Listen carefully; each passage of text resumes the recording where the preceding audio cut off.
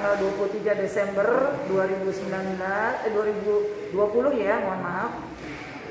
Sampai sekarang tuh berjalan hampir 3 minggu ya, ini masuk minggu keempat. Persiapan dari fisik bangunan sudah mencapai 85%. Kita rencananya pembukaan soft opening atau simulasi onsite-nya tanggal 15 sudah mulai, dan tanggal 18 Januari akan diresmikan oleh Bapak Ketua BNPB Pusat ya, Bapak Letjen Pak Doni Murdano ya, Iya. Doni Murdano. Kapasitas tampung rumah sakit ini sendiri akan ada berapa bed, dan kira-kira kelas pasien yang ditampung seperti apa sih, Bu? Ya baik, kita menyediakan 2 lantai 2 untuk perempuan, lantai 3 untuk laki-laki, masing-masing dengan kapasitas 28 tempat tidur, total 56, ditambah extra bed untuk di tenda seandainya terjadi outbreak, 2 tenda, jadi totalnya 20 ditambah 56, sekitar 70-an ya, bed tempat tidurnya. Tidak, Bu, kedepannya supaya rumah sakit ini lebih baik bagi pasien. Baik, kami mengucapkan terima kasih atas tinjauan dari Bapak Iwan selaku Ketua Komisi 5 ya, DPR Provinsi ya. Baik, pada prinsipnya kami mendapat ya suatu dukungan support Pak ya, baik secara moral bahwa keberadaan rumah sakit lapangan ini sangat diperlukan dalam rangka untuk mengantisipasi lonjakan kasus COVID-19. Seperti diketahui, rumah sakit lapangan ini di bawah pengampu.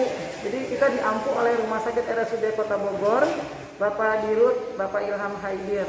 Jadi beliau ikut mensupervisi, ikut mensupport pembangunan fisik, penyiapan dari alih fungsi ya, gedung Dispora di samping Gor Basket.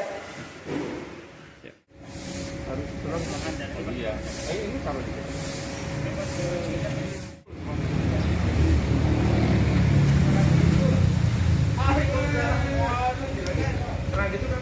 Bogor, Pak, sampai jauh ini, Pak.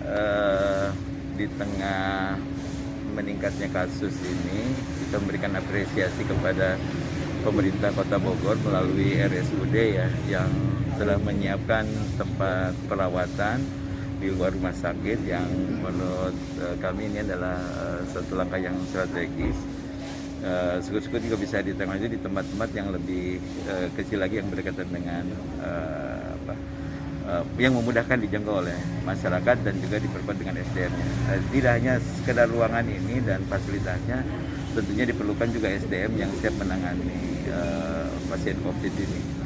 Dan ya memang ini dikejar waktu juga, dan mudah-mudahan dalam waktunya nanti ini sudah siap untuk bisa melayani. Karena pada kenyataannya sekarang di semua rumah sakit hampir semua penuh ya, yang menangani masalah pasien COVID ini. Alhamdulillah, setidaknya untuk sementara ini kita punya tempat yang representatif untuk menangani pasien COVID-19 ini dari yang di PCR, ya, hasil PCR. Insya Allah kalau lihat dari persiapannya sudah siap untuk menerima ini, tapi memang belum semuanya ya, 20% atau 30% lagi insya Allah selesai pada adanya. Ini juga harus disosialisasikan terlebih dahulu ya ke masyarakat, supaya ada edukasi kepada masyarakat, tidak selalu harus di rumah sakit atau segala macam, tapi mungkin yang ringan bisa di tempat ini. Dan harapannya memang ini untuk menurunkan kasus ya, atau mungkin mempercepat penanganan kasus yang ada. Jadi satu sisi kita ingin melokalisir yang positif masuk dulu, kemudian di penanganannya lebih cepat. Nah, di sisi lain juga penanganan perawatan terhadap kasus, tapi jangan sampai masuk pada yang tingkat yang lebih parah lagi ke depan, karena ini kasus ini begitu cepat itu menambahnya gitu kan. Ya tadi tidak selalu bertumbuh di rumah sakit, karena rumah sakit juga sudah overload untuk ini. Nah, tinggal bagaimana support pemerintah, baik provinsi terutama juga untuk mensupport ke daerah. Kemarin hasil rapat kami dengan Dinas Kesehatan Provinsi Jawa Barat juga meminta untuk tadi memberikan support kepada daerah untuk menyiapkan tempat-tempat yang bisa dijadikan perawatan bagi pasien COVID non di rumah sakit gitu. Tapi di situ disediakan semua sarana dan prasarana plus SDM yang perawatannya mulai dokter dan tenaga kesehatan untuk menangani masalah COVID, pasien COVID ini.